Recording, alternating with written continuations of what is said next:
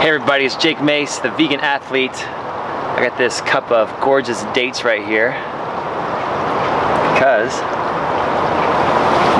so good. I just visited one of my favorite people in town. I met my friend Erica about a year ago, and she's an expert on harvesting and pollinizing and taking care of dates and date palms. She's so nice and so fun to be around, and she's such a wealth of knowledge about dates and date palms. I just visited her about 10 minutes ago and I got some of these Hayani dates from her. I also got some of these black Sphinx dates from her and some of these honey dates. I'm telling you, there's nothing better than locally grown, unique varieties of dates. So let me cut to the footage of my visit so that you guys can come along for the ride and get lifted up 50 feet into the top of a date palm tree to see the dates in their ripe state. And if you want to get some dates from Erica, all her info is in the description down below. So good.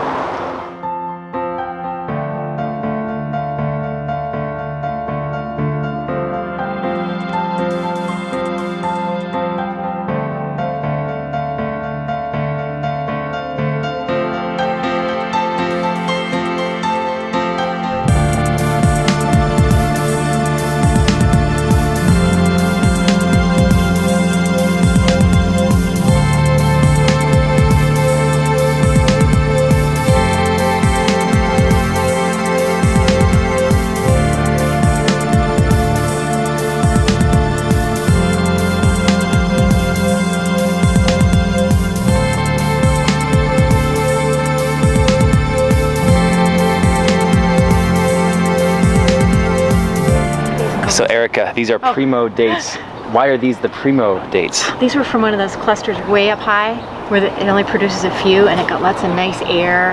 I thinned it really good. And wow, they look like really good color, yeah. Yeah. I shouldn't wash that. No. We just had a dust storm last week. Oh, that's like extra minerals for me. Yeah, extra minerals. It's so delicious, so Isn't good. That crazy? Now that one's really creamy. Oh, it was creamy. And how do you make one more chewy? I could have left these up there longer. So leaving it longer changes the texture. Yeah. That's great. And a tray like this, how many pounds do you think this is? After I sort it, I'm going to sort it out because there's probably some bad ones in there, some torn dates. Maybe 8 to 10 pounds. That's great. Do you think you get over 100 pounds from one tree? More or less? I'm going to say more. Okay. I'm going to say maybe 150 on a good harvest. And how many trees do you usually harvest from? Just about 4. That's great. Yeah, that's cool. enough work for my age. Yeah. That's a lot of work. It takes up all my time just to get 4 trees done. You do a great job. Thanks. So this one, Erica, is a honey date, which I'm excited about because I just planted a honey date. Right. And guess what? We don't have to climb to get this one. I know. So how old is this tree? This is probably 15 years old. And you're still harvesting them from the ground? It was a rogue tree that came up from seed. I never planted it, so I let it grow, find out what it was going to be, and it turned out to be a pretty good date. That's great. Yeah. So people can see, you kind of tied this to one of the other branches. Yeah. For support. Oh yeah, I think this had 6 originally, 2 broke. Even though I had them tied up, they're so heavy. What do the different colors mean, yellow versus brown? The yellows are just not ready yet. Okay.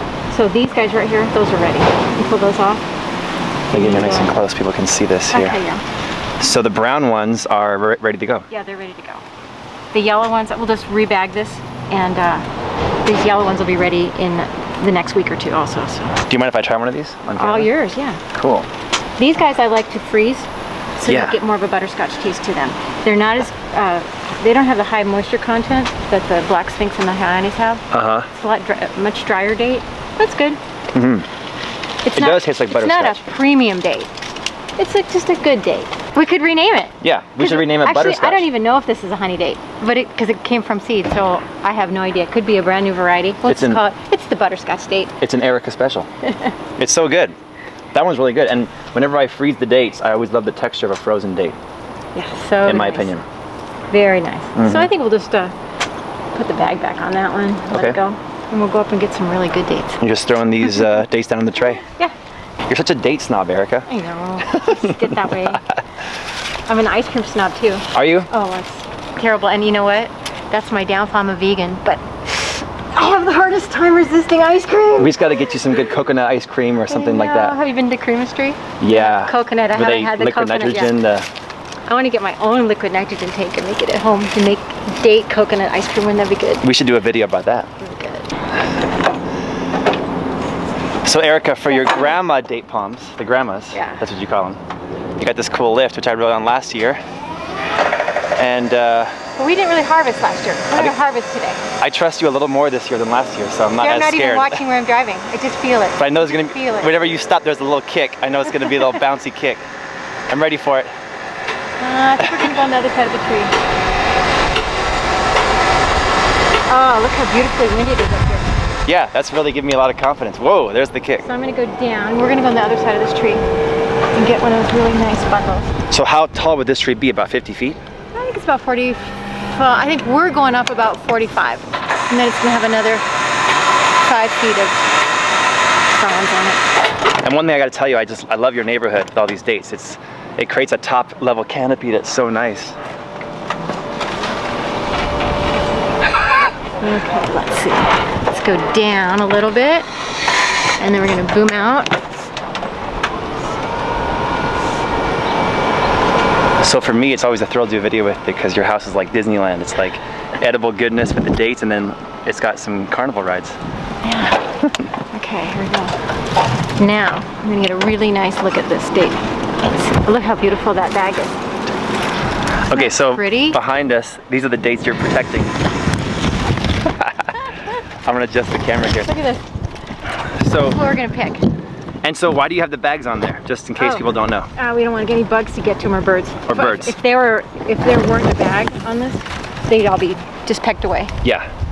And these ones are Black Sphinx. These are all Black Sphinx. And so they have like a red color.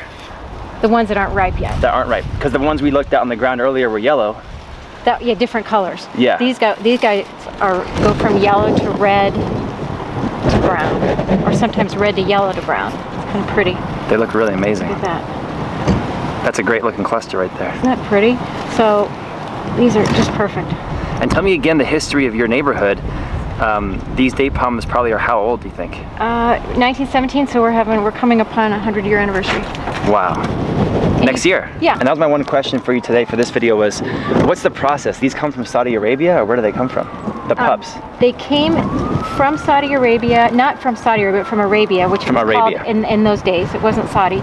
Sure. And they came by boat, and or came by ship, and the ship docked in Los Angeles, and then they came over a dirt road. In that time, 1917, it was all dirt roads. And we were planted here just about the time they were starting to plant the citrus orchards here too in Arcadia. Yeah, wow. All around Camelback. Right.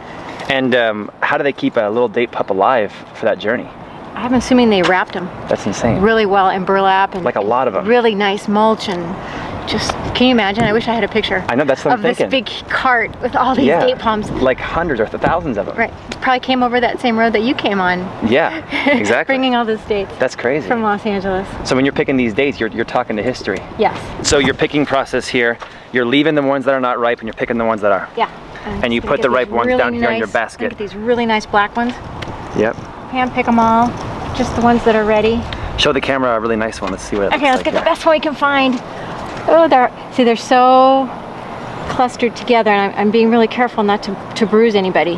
And folks who are in the Phoenix area who are local here can come get dates from you. Yeah. Yeah. Super organic, locally grown, and but you don't ship, so no, you gotta be local. They're too delicate. These guys, the skin is so thin that it just breaks. Show the camera lens that right there. You just get a big. That looks so good. Isn't that pretty? Yeah, it's amazing. Just get a big sticky mess in your postal box. Yeah, if you were to ship. Yeah.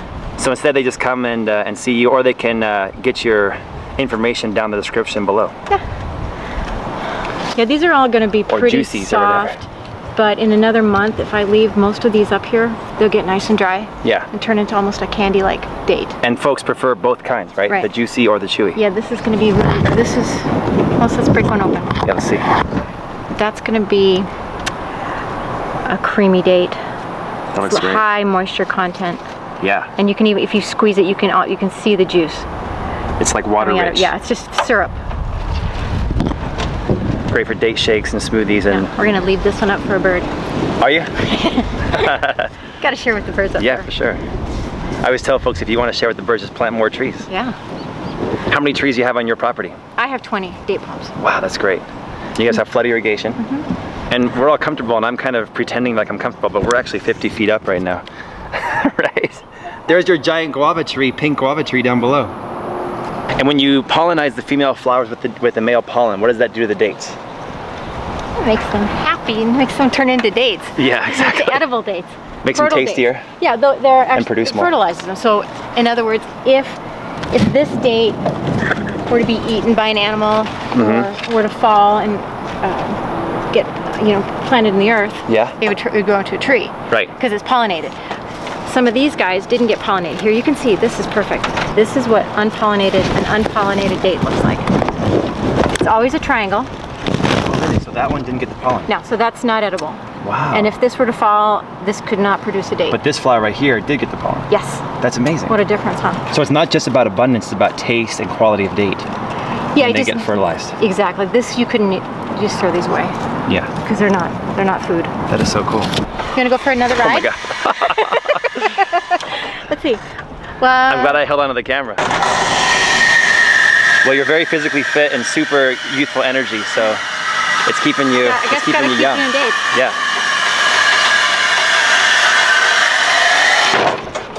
We're back down. Thanks for not killing me. So Erica, we're gonna head and look at these dates here, but first, you also do a lot of other edible stuff. Yeah, check these out. These bananas. Yeah, aren't those pretty? First crop this year. They look so amazing. Can you believe Phoenix? I know, you're getting tropical stuff to grow here in the Phoenix area. They look so good. And I came here in the winter time and you had a pretty extensive winter frost protection system on your bananas. I draped plastic. We put hooks. See all the hooks up there on the eaves? So we draped the plastic from the eaves down to the ground, and we hung heaters up there and plugged those in.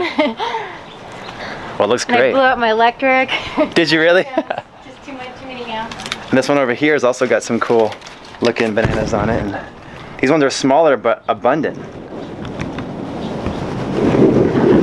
Can you sit? Oh, that is a good boy. No, can you sit? Okay. What do you say? What do you say? Yum. And you're giving him dates? Yum. Yeah. He loves it. Yeah. Is that good? That's a honey date. Yeah, I like those, Mom. Want one more? Okay. What's this guy's name? Scuppers. Scuppers. Can you tell me about the dates? What do you know about dates? Are they delicious?